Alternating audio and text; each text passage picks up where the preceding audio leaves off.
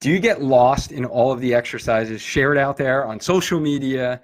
Do you know you should be doing exercises to make you a better runner, but you're not sure what you should be doing? So it's Monday night, which means it's Monday Night Spark, and we are live to answer your questions about best exercises for you to do in order to get stronger, faster, and healthier as a runner. So these exercises are going to be the specific exercises that are going to translate to your specific activity, which is running. So these exercises that we're going to be talking about tonight are really following two principles: training with your foot on the ground and on one leg. So that is how you're going to be running in your next race. So those of you that are running Cheshire, just type in Cheshire into the comment box. If you've already signed up for the Cheshire Half. And I don't know how many of you guys saw my announcement last Friday. If you saw the announcement last Friday, I jumped on live. I was so pumped, very excited to share this with all of you. If you saw the announcement, type in announcement into the comment box. I was very, very excited. I am teaming up with Coach Clay Tabbets from Multisports Academy and Team Mossman, and we're going to be providing a training program like no other for the Cheshire Half Marathon. We've partnered up with JV Sports, and they have asked us to come on board to help those who have signed up for the race, to help them in their training, as well as we're going to be providing in-person group runs, online training calendars with Coach Clay, kind of taking you along each step of the way, as well as we're going to have a private Facebook group just like this one, just for people who are actually in doing this race and kind of having a kind of team mentality to build everyone up. Ask Q&A, and obviously I'm going to be dropping the specific exercise you should be doing as the weeks and your mileage progresses along the way. So I'm super pumped about that. Those of you that are coming on here on the live, you guys are coming on strong here. So those that are coming on live, just type in live. And thank you so much for those of you watching the replay. So if you're watching the replay, type in replay into the comment box so I can give you a shout out. So Corey, you're here in the live. George, good to see you. Maybe I'll be seeing you tomorrow. Claudia, good to see you as well. The wifey's on here. Good to see you, Deb. Lisa, thank you for joining. Julie, so good to see you. Congrats to your boy, by the way. Morgan's on here on the live, and Doug's on here on the live. And George, thank you so much for tagging. Appreciate that. And so let's get into this here. So you guys saw the announcement. The tips really that I'm going to be sharing today are going to be single leg exercises with your foot on the ground to train to run. So let's put this in context here. I'm all about kind of pre-framing and putting this in the big picture scenario. What this is really week 4 of this series. So this is week 4 in a row. For those of you counting at home, Monday night, this is a very structured plan I have since the new year. So in week 1, we covered the foundation of how to run stronger and healthier without injuries. So this, otherwise known as my Spark Blueprint, was really the foundation, right? And we talked about 5 principles or 5 tips. So we also talked about 2 principles. We talked about those 5 tips. And then last week, we had talked about adding plyometric exercises. Right. So the first tip was really strengthening your running specific muscles. So that was week 2 of this kind of series. Week 3 was adding in plyometric exercise or jump training. And that was last week's live. So those of you that tuned into last week's live, just type in jump training. Crystal, thank you for jumping on here. Good to see you. Just type in jump training. And 2 key principles, guys, that I did not mention on the live. I dropped it in the comment box after the live. And just so those of you who do, if you jump on the live, check out some of the comments after, because we get into some good dialogue. Some people ask some questions. I'll respond to those questions. So I'm always here for you, for your questions. So that might be helpful. And last week, a couple of people brought up a good point that I forgot to mention, and it's very important. So I do want to mention it now. Jump training plyometric exercises, number 1, should always be pain-free. So you should not be having any pain when adding in plyometric exercise, meaning you shouldn't have active low back pain, active knee pain, because that is going to aggravate your condition. Plyometric or jump training exercises should only be performed when you're not having any current pain. All right, so hopefully that makes sense. That you're not having pain. This is more of an advanced exercise. So this is definitely beyond traditional strength training. So you don't want to be having any symptoms when you implement these into your training. Point number 2, frequency. I didn't mention how often you should be performing this plyometric training. So less reps or more. So you only want to do, you're not going to do your traditional 3 sets of 10, 3 sets of 12, 3 sets of 15 strength training.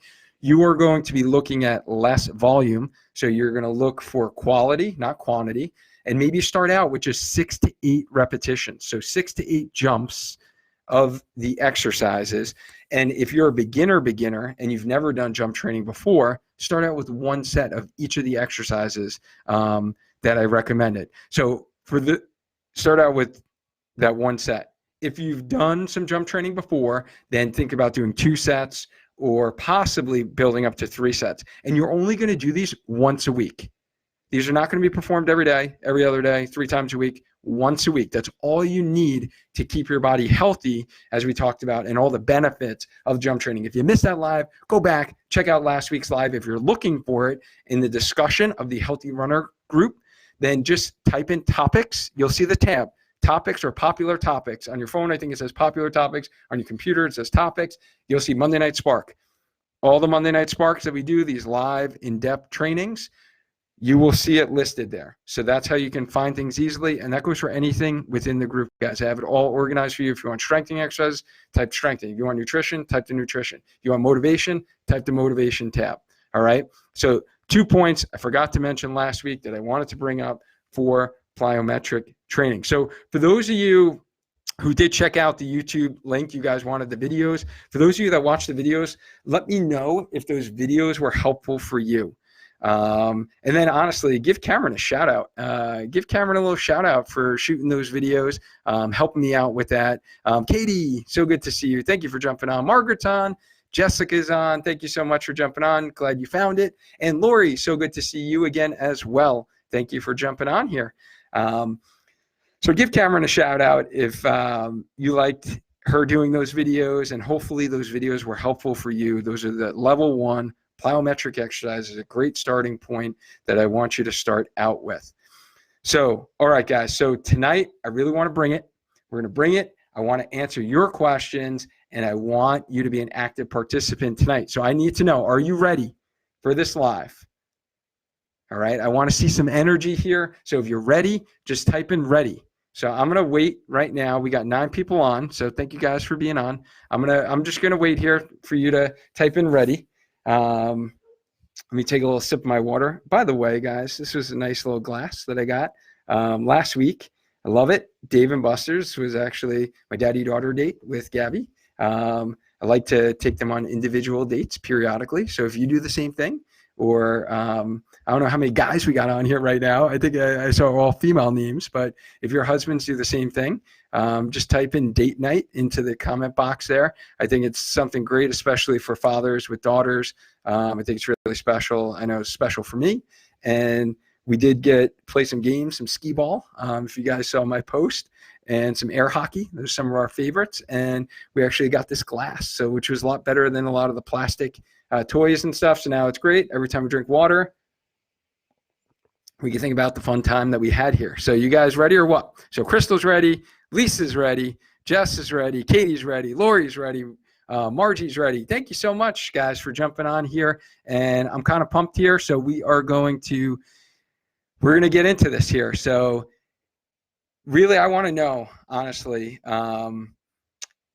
have you felt overwhelmed with the amount of exercises out there? So whether or not you went to physical therapy before in the past, and you maybe continued some exercises because you were given to them when you had your Achilles pain, you had your plantar fasciitis, and you just thought like, hey, I did these exercises to get rid of my problem. Maybe I should just continue them forever. Or you are seeing various exercises on social media, or you picked up one of those fitness magazines in your doctor's office one day and you started like screenshotting and taking pics of them, and you're like overwhelmed with these exercises on YouTube. Maybe within this group, you're overwhelmed with some of the exercises that I share. So if this is you, just type in overwhelmed into the comment box, because I know it can be pretty overwhelming. And that's really my goal with these kind of first 5 lives of 2020, is to provide you with a little structure and to give you a nice foundation and a starting point that you're going to get the most bang for your buck. So there is a rationale for why I'm recommending the exercises that I am for you, and hopefully you will see that. So why did I include this kind of training with your foot on the ground, or what we like to call weight-bearing exercises or closed chain exercises, and training on one leg? So number one, it's definitely often missed in a lot of the runners that I see. So if a runner is doing strength training, usually it consists of doing a couple of machines at the gym, or maybe doing some squats, maybe doing some deadlifts. So maybe if they are doing weight-bearing exercises, then they're always on 2 legs. I rarely ever actually see someone adding and incorporating exercises when they're on 1 leg. So think about the demands. We talked about this last week in the Jump Training Live. Think about the demands when you're running. Your foot is hitting the ground. Your muscles are lengthening and then rapidly contracting back up, right, when your foot hits the ground. So your foot's hitting the ground and your muscles have to pop back up, and you're on 1 leg the whole time. So if you're on 1 leg the whole time when you're running, wouldn't it make sense to actually train your muscles when you're standing on 1 leg? So if that makes sense, just type in "makes sense" into the comment box here. So David, thank you so much for jumping on here. Good to see you. It's been a while. Lewis, same to you. Thank you for joining. Lori says that she's overwhelmed, that she's coming at the end of her physical therapy for tendonitis.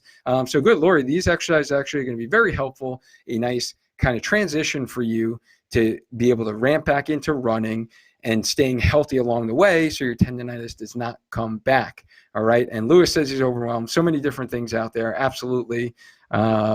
And Crystal said this is making sense. So that is a good thing, that I am making sense, and this just isn't kind of out there. So training on 1 leg and training with your foot on the ground is really going to be specific to the activity you do as a runner. So this really goes back to a kind of not complex principle, but a principle that you learn about if you've ever taken like an exercise science class. I know in my PT school we talked about this. You might have seen this in the fitness world as well, but really the principle of specificity. So it's really the principle of specificity states that sports training should really be relevant and appropriate to the sport that the individual is actually doing in order to produce the desired effect. So some also call this the SAID principle, or the specific adaptation to impose demand. All right, so I know it's a lot of words, but in short, it really looks at, so like in strength training, we talk about it in the SAID principle, where strength gains are often quite specific to the actual type of training that you perform. So in other words, really, if your strength gains are the greatest when you're actually doing the specific activity. So if you're looking to max out on a squat, then you're not going to do a seated leg extension machine for your quad muscles in order to max out on your squat. So in order to max out on your squat, you actually have to train the squat and build up the resistance over time, build up your strength, build up your power in order to actually get a higher max point for your squat, right? I think that probably makes sense to most people. The other example I can give you is, so myself, I'm a runner. I'm definitely not a swimmer. I'm a sinker. If you tried to get me in the pool and swim, it will not look pretty for those of you triathletes out there. I also don't cycle. So I haven't been on a bike in probably over 10 years. And I could remember, though, when I used to take like a spinning class, or if those of you who have ever taken a spinning class and you haven't in a while, but you've been training in the gym, you've been doing squats, you've been doing leg exercise, and maybe you've been running, but you take a spinning class and your quads are like sore as all can be, or your hamstrings are sore as all can be, because that specific activity was specific to cycling or spinning, right? Same thing goes for running. For if you've been training in the gym, you've been cycling, and then you go outside on the road and you start running, your quads are sore, your side hip abductor muscles are sore on the side of your hips because it's specific to running. Your muscles weren't trained yet. So you added the stimulus, this like shock to the system. You added that spark to the system. So that is really that said principle. So every step you take as a runner, your foot's hitting the ground, you're reacting to the pavement. And so doesn't it make sense that you should actually train and your exercises should look something like you look when you're running? Right? Does that make sense, guys? Let me know if that makes sense as I'm here. Jackie, thank you so much for joining. So Crystal says she loves spin. So great cross training, by the way, Crystal. So that will definitely help you out. All right. So hopefully we've covered so far closed kinetic chain exercises and single leg exercises, why you should really be doing them as a runner. So now I'm going to get into 5 benefits. So why should you be doing these? What are the benefits? What are you going to reap from this, right? It's all about the benefits, right? You want to know what is in it for you, right? So the first benefit is training closed kinetic chain or weight-bearing exercises. Number 1 is going to work multiple joints at the same time. So let's compare and contrast, since I already used this example, to that seated knee extension machine. I think everyone knows that machine in the gym. You're sitting down, you're kicking your legs up and down, working your quad muscles on the front of your thighs, right? So let's compare and contrast that exercise to, let's say, a lunge. A lunge exercise, you're moving forward, you're moving from your hip joint, your knee joint, and your ankle joint. So working multiple joints as opposed to working joints in isolation, as would be with an open chain exercise, which is that seated knee extension machine. All right, so that's point number 1. So multiple joints versus single joints, okay? Second benefit is going to be you're going to get simultaneous activation of your muscles. So we call that a co-contraction. So when you're doing, let's say, a squat, for example, you're getting co-contraction of your quad muscles in the front of the thigh and your hamstring muscles in the back of your thigh to actually stabilize your knee joint. So this stabilization helps to obviously stabilize that knee, and it can be felt to be more stable, could put less stress to your knee joint. So for those of you who have knee pain and or you have any degenerative changes in your knee, you have some mild beginning stages arthritis, the more you strengthen your muscles around your knee, you get that co-contraction, the less stress to the actual joint. So that's point number 2, is you're going to get that co-contraction of muscles on both sides of the joint. Third benefit is going to be to improve your balance and your postural control. So because your foot's on the ground, now we're working balance system. So because your foot's on the ground, so your foot is going to hit the ground. So here's Mr. Skeleton here, right? We got our skeletal model. So who can tell me the foot bones? You got multiple foot bones here, as you can see. What does the foot bone connect to? Type it in the comment box. What's the foot bone connect to? Right, the foot bone connects to the ankle bone. The ankle bone connects to the knee bone. So you're welcome for getting that song stuck in your head right now. We're thinking about this is what controls your whole system, right? So you have muscles on the bottom of your foot. You have a whole postural control system that's well beyond the scope of this lecture right now or this live.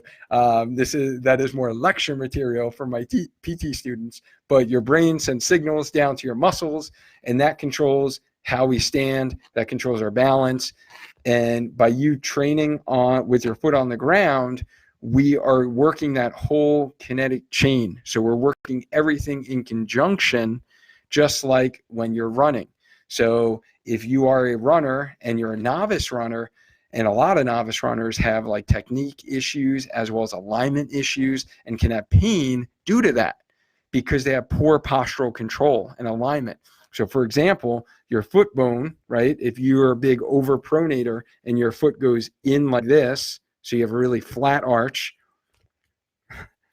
This is like my flat, let me see if I can show this. How I want to show this. This is like my flat arch person, right? Actually, that's not too flat. This is like my flat arch person.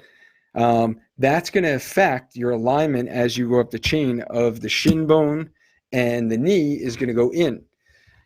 So you training on one leg, especially, you're going to strengthen the muscles in your foot, in your ankle, in your lower leg, in your hip muscles that control all of this postural control system. So you're going to actually tap into that. Whereas if you were just doing that seated knee extension machine, you would not be able to tap into that system and improve your postural control as well as your balance. So that was point number 3. Fourth benefit of closed chain exercise, weight bearing exercises is especially important for you female runners. So, and that is bone density, especially if you are postmenopausal. So, or honestly, if you've had a history of stress fractures. So if you've had a history of stress fractures, postmenopausal, had a history of fractures, and you possibly may be osteopenic, right? So that's lower bone density than normal. Osteoporosis is where you have significantly low bone density and you're at greater risk for fractures. Weight-bearing exercises are going to actually help load your bones. So because your foot hits the ground, just like we talked about last week's live, there's forces that come up from the ground and go up to your bone. So they go up your long bones, so your tibia and then your femur up here, and that's why they always measure bone density of your femur, and actually help to either stimulate some of the bone or honestly really slow down the degeneration of the bone. So there's these specific cells, osteoclasts, that take away bone from those cells go away from your bone, and then you're more at risk for fracturing your bone if you have a fall, you slip on the ice when you're running outside. So you want to actually do weight-bearing exercises, especially for you females, especially postmenopausal, just to prevent yourself from getting osteopenia and then suffering a fracture later in life. So running is a great activity to actually stimulate that bone, and contrast that to something like cycling or swimming. You don't really get that bone benefit. So running as well as weight-bearing exercises will help stimulate those bones.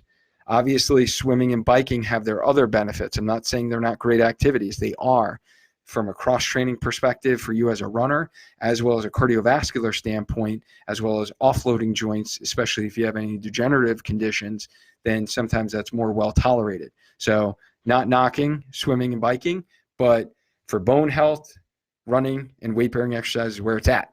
All right, fifth, final point. Fifth benefit to adding in weight-bearing exercises and single leg exercises is they're functionally oriented. What do I mean by that? Is when do you ever think about this, guys, during your everyday activities? So whether you're at home playing with the kids, whether you're at work, whether you're at the gym playing, well, if you're doing this, you are doing it at the gym. That leg extension machine, that quad machine, right? When you kick up and down, when do you ever do that activity? If you play a sport, if you're playing with your kids, if you're at work, let me know if you guys actually do that, where you do that type of movement. So it's not really what we call functional. It's great for isolation. And I'm not to say that the seated knee extension machine should never be done. I personally don't include it in my training. Haven't in 15, 18 years, because I know how to activate my quads and they activate quite well with the other exercises. But those have their place, especially after surgery. You want to isolate and build up your quads to kind of get them activated, but you need to progress it to more functionally based exercises, such as a squat. Think about, how do we get up from a chair, guys? We squat, right? So you want to train your muscles to be able to function to help you get up from a chair, get up from a toilet, go up and down stairs. So like a step up exercise is going to actually help you functionally, and it translates to your everyday activities. So then again, it translates to your everyday activities. So when you're going up and down the stairs, you're not getting that kneecap pain. You're not getting that Achilles pain. You're not getting that plantar fasciitis type pain. Okay. So it's a lot more functional. So guys, just comment makes sense if that makes sense. I know I went on a kind of long tangent, really outlining these 5 benefits to adding weight bearing and single leg exercises. So hopefully, if I convinced you, just type in convinced, or just give me like a thumbs up emoji. Just let me know if that kind of makes sense and you're picking up what I'm putting down here. So Jessica says that her kids are taking over my phone. Sorry. All right, Jessica, you're going to have to come back on the replay and catch the replay. So now, guys, I want to provide you, we talked about the benefits. So now, how do you actually do these? What should you be doing as a runner? Again, there's so many exercises out there. So I am going to provide you 3 actionable exercises that you could be doing as a runner. So exercise number 1 is going to be, if we go back to our strength training for running, which was our second live in this series, the first tip was strengthen your running muscles. If you remember, one of those running muscles we talked about was the external rotators of your hip, which really control the alignment of your kneecap. Very, very important, especially for you female runners. So the one exercise I'm going to recommend is what I like to call taps and circles. So you're doing them standing with your feet on the ground with a little mini band around your knees, and you're going and making tapping kind of with one foot, keeping your knees straight forward. So guys, if you want the YouTube link to that video, just type in taps and circles. Tap circles. You want to do some circle emojis, I'll be able to drop that link for you. Exercise number 2 is going to be for the side hip muscles. So if you remember that gluteus medius muscle, the hip abductors on the side of your hip, super, super important because that keeps your pelvis level when you're running, standing on one leg.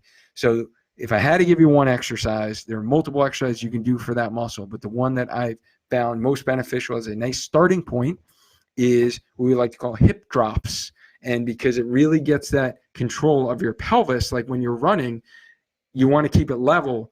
And this teaches that muscle how to slowly lower your pelvis down and then contract it and then bring it up. Slowly lower it down and bring it up. So this is a progression from, if you guys remember the humbler exercise. So for those of you who watch the strength training to run live and you've been doing the humbler, just type in humbler because you should be doing the humbler to start. So that's a great starting exercise to isolate, find your gluteus medius, get that burning on the side of your hip. So now we're talking weight bearing exercise. So now if you've been doing that, you're ready now for the progression. The progression is going to be this hip drop exercise. If you type in runner kneecap pain exercise, so kneecap pain exercise into the comment box, I will be able to drop that YouTube video for you describing exactly how to perform that exercise. You're actually going to see an introductory exercise to that as well that I like to do, pushing into the wall. Sometimes we'll start there as what we call an isometric exercise. So where you're just activating that muscle and then get into those hip drops. But I have a nice educational video kind of outlining some of the key cues I usually give the runners that I work with. So just type in runner kneecap pain exercise into the comment box and I will get that video to you. Third exercise. So guys, these are my top 3. If I had to pick 3 weight bearing exercises to give you, reverse lunge into a single leg stance as a progression. So for those of you who didn't see, that was actually the video I was doing in the gym this morning that I was trying to get you guys on here tonight. And thank you so much for doing that and coming on tonight. That was that exercise. But if you want the YouTube link for that, a little bit more instructional, just type in reverse lunge. The thing I like about that one is, number 1, it's a lunge. So now we're working your glutes as well as your quads. So different muscle groups, which were 2 other important muscle groups, if you remember from that first strength training to run live that we did. So you want to make sure you strengthen your quads and your glutes. But I also like to do this variation. It's not just a standard lunge. You could do walking lunges as well. I like to do those as well and kind of hold for a second at the top. But this, I hold for a second at the top and the other hip goes into flexion like it does when you run. So again, you want your exercises to look like you are when you're running. That means that you're using your muscles like they should be used when you're running. All right, so Lewis, you're getting those taps and circles. We're going to keep you healthy so you don't get any pain, any injuries this season, so you can run another marathon next year. So Jessica, she's been doing the Humbler. Awesome, Jessica. I hope you like it. Let me know if it gives you that burning fire feeling. Give me some fire emojis if you're feeling the fire on the side of your hip when you do that exercise, because I love that exercise to isolate out. All right. So Crystal asked, how do you really know if you're doing it right? So Crystal, just to clarify for me, are you talking a specific exercise or just exercise in general? Let me know in the comment box. Lisa, I'm going to get you that kneecap pain exercise. Lewis, I'm going to give you that kneecap pain exercise as well as the both of you are getting the reverse lunge. All right. So we're going to give you that exercise. Jill, thank you so much for tuning in. We're kind of coming back to the end here. So Jill, you're going to want to watch the replay of the beginning of this, because we dropped all the benefits to why you should be adding in weight bearing or single leg exercises. So guys, remember, keep this in context here. This is tip number 3 within our Spark Blueprint. And the next 2 weeks, don't miss, next 2 weeks, we're going to get into why it's important for you to do routine self-mobility care or soft tissue care, as well as fifth point, or the 5th healthy tip is going to really focus on being consistent. Consistency is key, guys, and training smart with proper progression. So let's wrap up what we talked about in today's live. Before we do that, let me get right to Crystal's question here. So no, the one where you are against the wall with your knee up, where you're against the wall, I believe. You're typing in with your knee up. So how do we know we're doing that? I think you're talking about the standing one pushing out into the wall, perhaps. You should be feeling, or if you're talking about the Humbler where you're lying on your side, both of them you should be feeling on the side of your hip. So make sure you're feeling it on the side of your hip. That's where you should be feeling it. That's how you're going to know if you're doing it correctly. And that's actually a really good question and point that I want to make. When you're doing these exercises, these strengthening exercises, you should be focusing on feeling it in the muscles. You want to make sure that you're feeling it in those muscles. If you're not, then you're probably not doing it right. You're either compensating or you're just like using momentum and kind of flailing your leg around. You want to make sure you're bringing it up, hold for a second or two, and then down slow. And that kind of goes for all the exercises that I talked about, as kind of that lateral pelvic drop, hold for a second or two, and then bringing it down slow.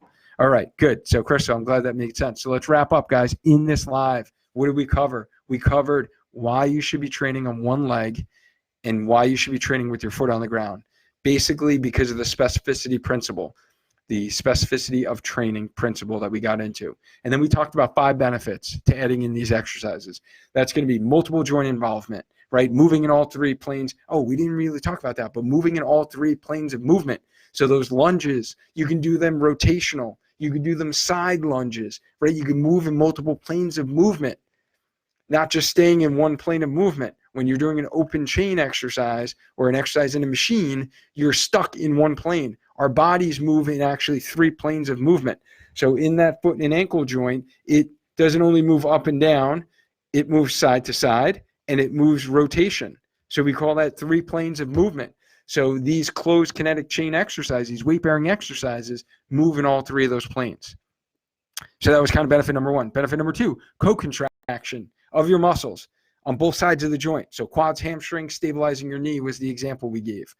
Improves that joint stability. So then third benefit was to improve your balance and postural control. So we talked about that. 4th was bone health, especially if you're a female. Bone health is key, especially if you have a family history, by the way. Your aunts, your grandmothers have had osteoporosis, osteopenia, fractured their hip. Hip fractures, number 1 morbidity, and leads to mortality. So you want to prevent those, and you want to make sure your bones are in good health. 5th point was functionally oriented, meaning it actually looks like activities you do in and around your house, and when you're exercising, and when you're playing sports, and when you're running, right? Because that's what we love to do, is run, and we want to stay healthy running.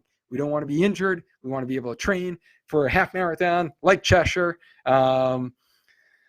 All right, so then we got into the last thing that we covered, guys, was the 5 benefits, and then we looked at 3 specific exercises, actionable exercises to help you So if you want those exercises, then type those into the comment box. I'll send them to you, the YouTube links of my top 3 weight-bearing exercises for you to start out as a runner. So first off, guys, if anything I said tonight resonated with you, please hit the heart button. That's all I ask. It will just help me be able to help more runners like you. Hit that like button. It will just help this get out, kind of the Facebook algorithm. It will be able to show up. People pop their phone open and they're like, oh, what's going on? So as opposed to looking at a picture of a cute cat or a cute dog, maybe they'll see my funny looking face show up in front of them and they might be like, what's this clown talking about today? And then click in and maybe they might learn something. Maybe we can help them prevent injury while they're training for Cheshire so they can actually complete their training and we could see them at the finish line ringing that bell because they got a PR. If you guys are looking to do that, by the way, you got to really check out the training program that Clay and I are going to do. I'm really actually pumped about this because this is the first kind of structured program that I'm putting together. You guys have been amazing, by the way, this community, this healthy runner community. I never thought it would honestly be where it is right now. When I started it back in, I believe we started in June, maybe the end of May. Possibly the end of May. I remember it was right before school got out because then I went to Myrtle Beach. I feel like that was in the beginning phases. But you guys have been great. I've loved connecting with all of you online, honestly, that I haven't been able to connect with in person. So this program is going to really be something special where we're going to provide we're going to over-deliver on value, over-deliver. For the cost of this program, we are severely over-delivering. So if you've ever done just random one of those online programs and you're like, oh, let me try this, and you really haven't seen the results, or you've tried to train for a half marathon and you got injured along the way, this program is for you because we are going to tailor the specific mileage, pace, all of that stuff, give you the training calendar based upon your running fitness. And then you're going to have Coach Clay's experience along the way, as well as my experience in helping all the runners that I've helped, the hundreds of runners I work with over the years, get them to finish their races in a healthy way, or kind of treating all the running related injuries so we can stop things before they actually happen. That's key. And that's what I want to do, is really prevent those injuries so you guys could be able to finish these races, hit your goals. That's what I'm passionate about doing now. So this is really my first actionable step. And one of my goals for 2020 was to be able to help more of you and reach out in more ways than just being able to fix people when they do get injured. Trust me, I love seeing you guys when you get injured, but I would love to see you even before that point, so I don't have to see you when you get injured. So that's what this program is going to provide. If you guys want the details to the Cheshire program, just type in Cheshire program into the comment box. I'll drop you the link. You can read all the details about the program. I honestly hope to see as many healthy runners in this program as possible. If you like any of the value and the content that I provided within this group, just wait until you see what you're going to get with the paid program. So Lewis says, thank you for the information. My pleasure, Lewis. Great to see you. Thank you for taking the time to hop on here. Jessica says, thanks, trying to keep under control while she trains for her second half marathon in March. Would love the exercise to add to your routine. Yes, Jess, that will definitely help you out. Add these into your routine to stay healthy as you train for that second half in March. Jessica, I'll send you the details of that program as well. So thank you guys so much for taking the time out of your Monday night to come on here, listen to me. And thank you all, honestly, for watching the replay. I know a lot of you guys are going to watch this maybe on your commute into work tomorrow morning, or maybe you're watching this on the replay on the YouTube channel. So you've come across this on the Spark Your Training YouTube channel, and I just want to thank you guys for watching this. Check out some of the other videos we have in the playlist in my YouTube channel. It's all organized, very organized person here, guys. So I've broken it down to what specific body parts, if you want to exercise for the hip or the knee or the ankle, or you want to go to all the live trainings we've done, the in-depth ones, or you want to look at the interviews I've done with other professionals, then you can find them all on the YouTube channel. They're all archived there just for you. So remember, every Monday night, 8 p.m., we go live. Keep us in mind in your calendar when you're planning out what you should be doing on Monday nights. I would love to see you all here. And thanks so much, guys. I really, really appreciate it. And I just need to give a shout out to Cameron because you just jumped on here. Now you're going to have to catch the replay. All right. I gave you actually a shout out earlier. So this is Cameron. Shout out to you for performing your plyometric exercise and your jump training in our YouTube video. So thank you so much for that. Guys, stay active, stay healthy, and just keep running. Thank you again. Until next time.